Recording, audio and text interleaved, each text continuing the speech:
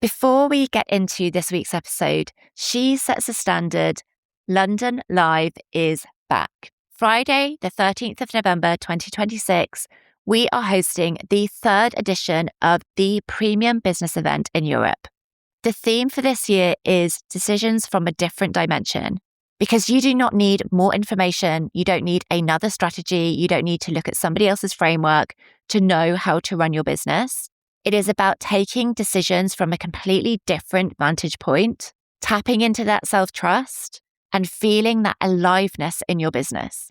We have an incredible selection of speakers who have built businesses to insane levels of success, are sharing how they made that happen, the decisions that made that happen, and that they're still doing today as they continue to run industry category leading businesses. And you will immerse yourself in the experience of setting the standard that you want to lead with next. We do not design this event to be a place where you come and listen and sit back and get information. It is about changing, shifting your identity and what you see as possible in the room.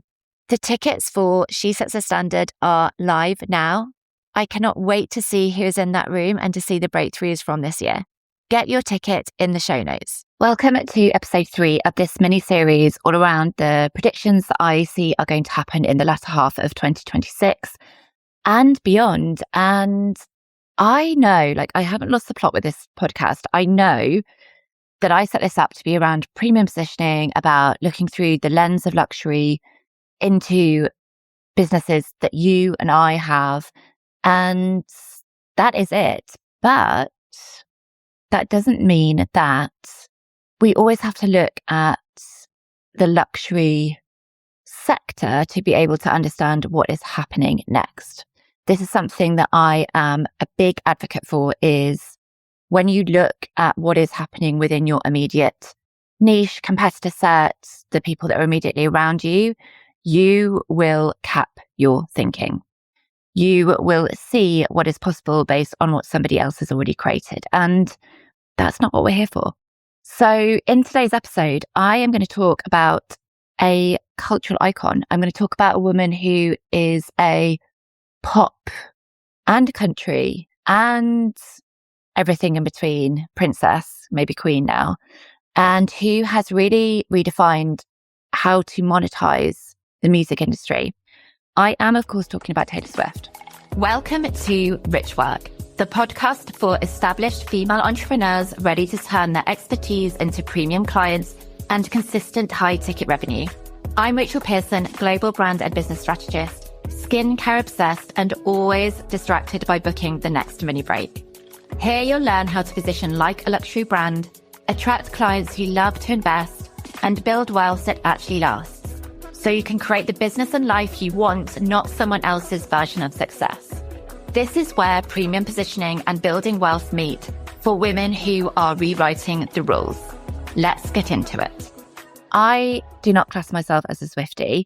I like her music. I am very aware of the songs that she brings out, but I don't know the details of her life all the time. But I definitely study her as a businesswoman. I have used Taylor as an example of an incredible marketeer for years now. She is a phenomenal businesswoman. She is an amazing marketeer because she has always created belonging in what she does, and she has created a culture around her brand. So when you think about the Eras tour, that's like an example of creating a whole culture around a music tour, around songs. So making people feel like they belong to her own story.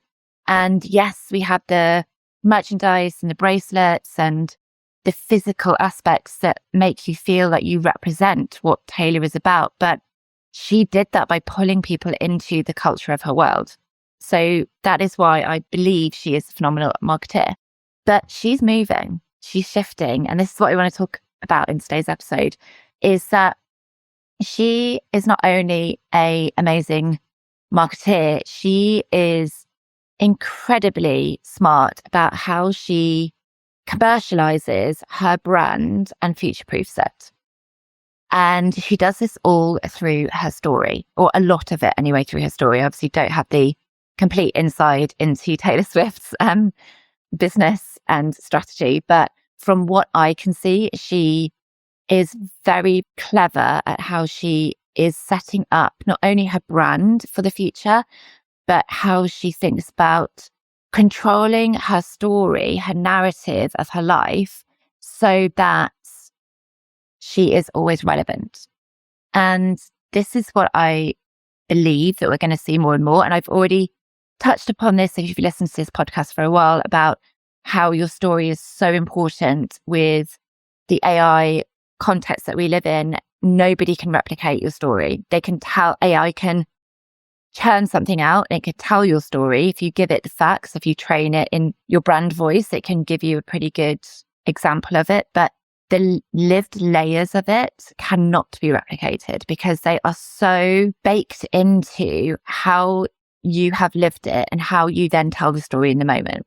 If you think about a really prominent experience in your life, whether that is, so whenever I say this, it always comes up that when I got married, which is a good thing, right? That I haven't forgotten that whole experience happened. It was 10 years ago. I was thinking about when I got married, but if somebody says to me, "Oh, tell me about your wedding day," I will tell somebody about my wedding day and it will be completely true to one person. And then I will tell somebody else who asks the same question and it will be completely true, but it will have different nuances because the emotion lives in that moment. And the emotion is what we tap back into when we're recounting the stories. And this is what Taylor does incredibly well. And she's also, though, looking at how she monetizes it. So it's really apt that I decided to do this episode about using her as an example.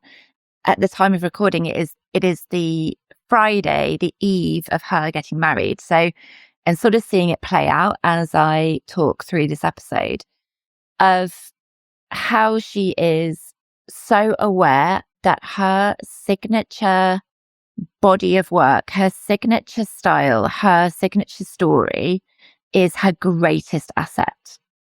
So I think this really came into play with her when she unfortunately had an experience of where she lost it, right? When her music catalogue was sold and then she re-recorded it.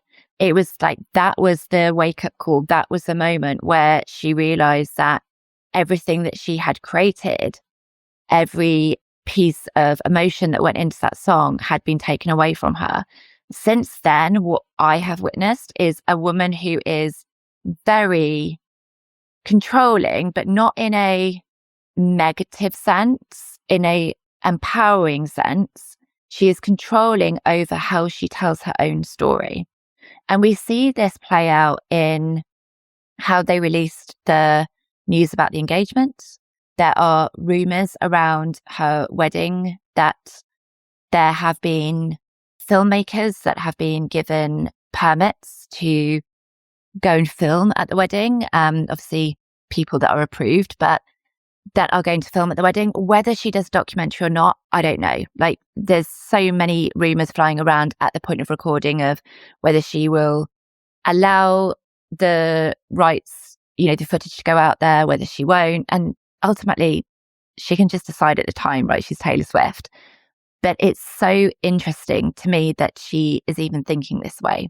And when you look at how many trademarks she has, I think it's over the last 2 years, there are 300 trademarks for Taylor Swift's brand and empire, right? So merchandising, licensing, like 300 trademarks.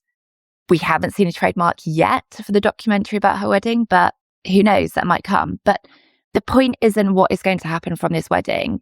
My point is that she is a woman who understands the value of her lived experience, who is hugely wealthy through her skill set, through singing, through songwriting, through having a level of genius that a lot of people don't have. And yet she is still focused on, how do I control the narrative?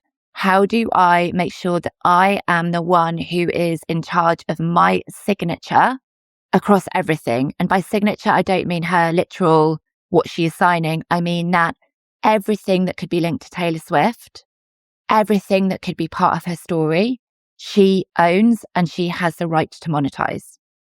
That is why she is an incredible businesswoman, because you can see the headlines about, the $1 billion tour, the Eras tour, the record at Wembley, which I think has now been broken by Harry Styles. But that is yes, huge amount of money, but it's like a short, intense period where she is bringing in a huge amount of money. But her ability to leverage that is what makes her truly a commercial unicorn. And this is what I believe we're going to see more and more of in the online space. Not going on, well, maybe it is going on tour. That could be something, but not necessarily what is happening for, one of the biggest pop stars in the world, but how she thinks about the commercial value of her story and the narrative, even what we're seeing around the wedding of, she's obviously not going to be somebody that is going to sell her wedding to Hello magazine, right? It's just, that is often the way that people do commercialize these types of events. She's not going to sell it to Hello. She's not going to sell it to People. She's not going to be on Good Morning America talking about, the secret details of my wedding. She is monetizing this to have, it will make her so much money, this wedding. And it will not seem like she has sold it at all. And that is what happens when you understand how to strategically monetize your story. What I think that we're going to see over the next year or so, because we're already starting to see it, is people starting to commercialize their lived experience. I don't mean that we are going to have this whole pay to be in my energy thing. People are not, they're too savvy to do that now.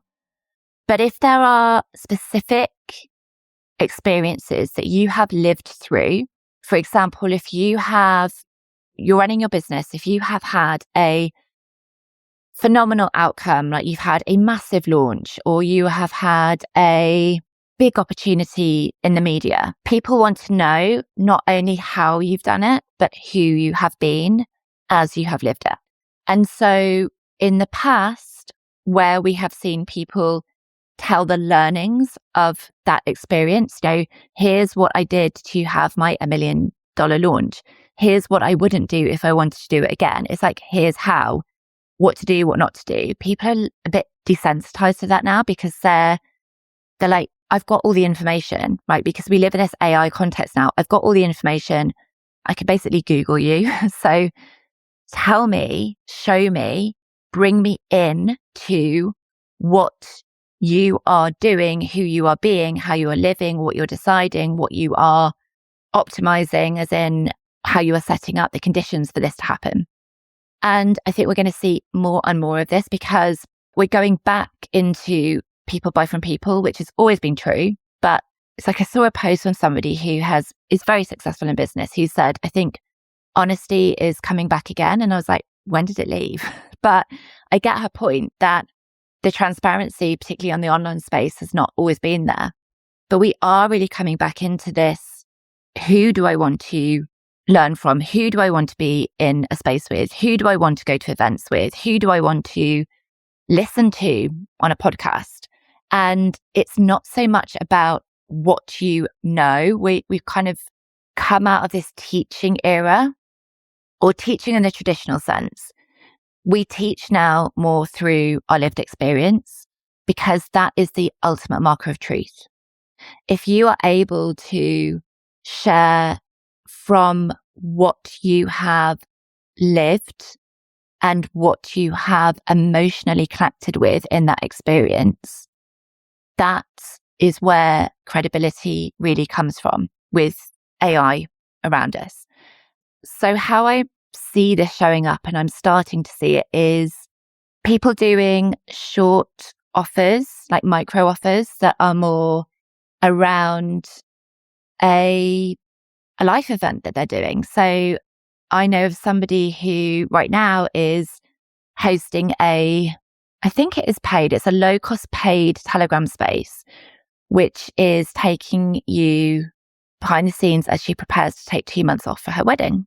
And there will be more aspects like that, more come into, yes, I expect she's going to be sharing about how she's structuring her business to be able to take that time off, but it's also really connecting into her, like her experience as a woman who is getting married, who has got big things going on in life, that is prepping her business, prepping her identity, or, as much as we can, has an awareness of how her identity is shifting.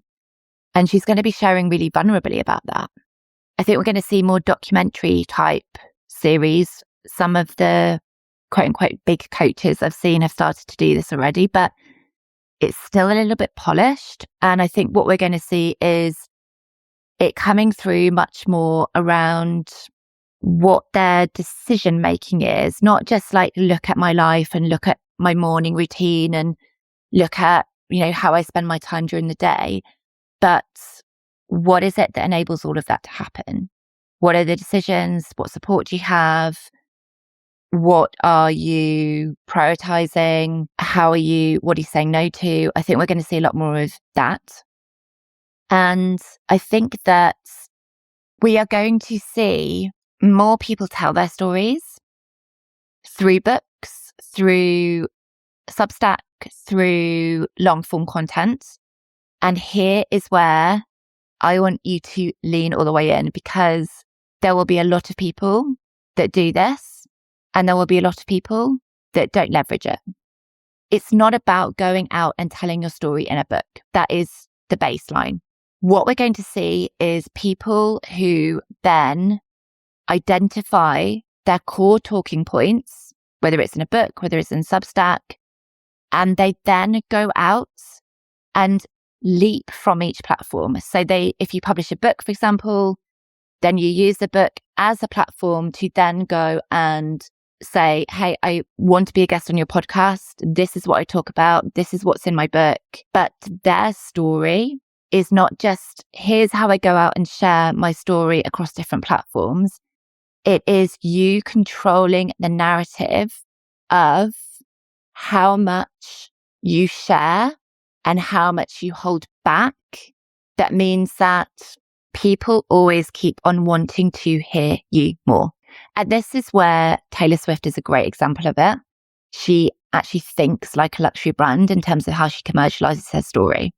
Taylor obviously has a huge amount of support around her to be able to do this, but she does not give out all of her life. She does not monetize it in that way of selling her all the details of her engagement, of her wedding. She makes it feel really private, but yet she is monetizing it hugely, but because she controls it. So if you take the example of the documentary on Disney that was all around her tour, she could have done a lot more press, a lot more media around that tour, but it was the exclusivity of it being in that documentary, of it being through her eyes, of her being heavily involved in it that made it so powerful. So she is somebody who understands the power of story, but understands the power of not telling everything. And this is what we just need to be really careful of as we move into share your story. And this isn't about, I don't mean that you can't be vulnerable or that you have to be really hyper aware of, oh, you can't say that. What are people going to think about you? It's not that. But from a commercial sense, stories create huge desire. Stories actually activate something, a different part of our brain than any other form of communication. That's why when somebody says like, oh, you went to a party, what was it like? You might remember the conversation that you had with somebody, or, so-and-so was so funny, this is what they did, because it's a story that you get to tell. You don't remember what you ate or the decorations, even though people put so much time, or the music, the band that they hired. It's because of the stories that came out of that. That's what our brain retains, because it activates emotion, it activates hormones in our brain, a story. And so we need to really think about how we create desire with stories. And this is where luxury brands have always performed so highly with storytelling. They do not feel the need to explain every detail, to share every detail, to tell epic stories. They tell just enough. So it's like the positioning of Loro Piana. Like Loro Piana is a beautiful high-end fashion brand, but they don't have huge PR based on where the brand is at. The story of that brand is actually a lot of what you don't see and what you just assume for yourselves. Or if we think about Patek Philippe, so the very luxury watchmaker, the line is that you never actually own a Patek Philippe, you merely look after it for the next generation. That is positioning storytelling, but without telling a story. It's positioning that there will be future stories that are told because you own this watch. They don't tell you about the manufacturing process in detail. They don't have endless press features. It's that you get to project, the buyer gets to project the meaning rather than being told what to think. And that's what Taylor does. Like, she is so shrewd at what she withholds, but she seems so available because she creates belonging in her brand. She's very clear about what she stands for, her values. It comes through in her music, but also how she runs her tour and her shows. She creates this belonging where the fans feel like they are really part of something. But in other ways, she barely tells anything. Because when she's created a sense of belonging, like a luxury brand does, it creates a sense of identity and status and who the brand is for. Then those people project, they fill up the gaps in the story. And that means that she can control it. She can control the narrative. She can release a documentary. People aren't expecting her to be selling her wedding pictures to all the magazines. They just know that that's off the table, but they are waiting to see what she does with the story next. And so for you listening, what does this mean?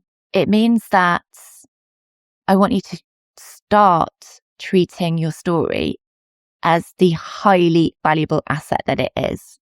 It's not something just to go in an Instagram post. It's not something to go on your about section of your website. It is the most powerful thing that you own because nobody can replicate it. So first thing is own the value of that. And then secondly, think about how you are controlling that story right now in a positive way. Are you leveraging it? Are you bringing people into it? Is there a way that you could commercialize it? What are you doing in your business right now that you think is just you living your life, but actually people are really interested? They would love to know how you're doing it. As I record this episode, I am a couple of days away from going away for 7 weeks to the US, where I will be running my businesses, but it's taken a lot of work to get to this point, a lot.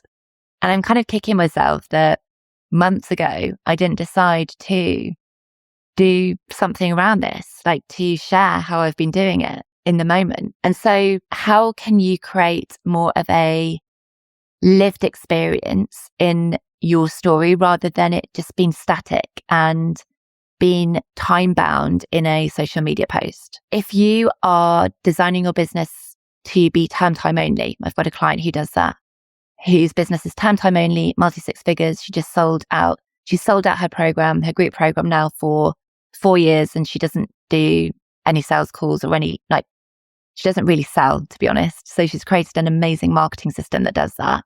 And I said to her, you need to bring people into this, not just tell it in a LinkedIn post or use it on your sales page. You need to take people inside this because that is gold. Like somebody to designed a highly successful, profitable business completely on her own terms of when she works, how she works, sell it out repeatedly. I mean, wouldn't you want to join the offer? So the things, again, I know I keep on coming back to this in the podcast episodes, but the things that you are normalizing about your life and the things that you think people are not interested in are what people are crying out to connect with that emotional piece of you. But think commercially about it. Sharing it on social media is so small in the thinking around your story. Do you have a book in you? Are you doing long form content? Where does that story live? And then how do you monetize it? So this is my invitation to you from this episode is be more Taylor. Not just sing her songs, by all means do that, but be more Taylor in how you are so shrewd about owning your signature, owning your story, seeing it as your greatest asset and commercializing it so that you don't lose control of the very thing that is completely and utterly unique to you. Hopefully this sparked some ideas for you or has got you thinking bigger about how you can use your story. Join me on the next episode where I'm going to be talking about what I call the off-market growth strategy. And I know that might sound like it is suspect. It's not. I'm going to be talking about how I have built multiple businesses for myself and with my clients by doing the things that social media never sees. So it will be an interesting one. Join me for that because this is the way that the industry is heading as well. And I will see you there. I'm Rachel Pearson. This is Rich Work. Thanks for tuning in to Rich Work. I'd love it if you left a review. It helps other women to find us. In the meantime, follow me on Instagram at rachelpearson.co for a different take on premium positioning, one that's not about fitting a box. See you next week.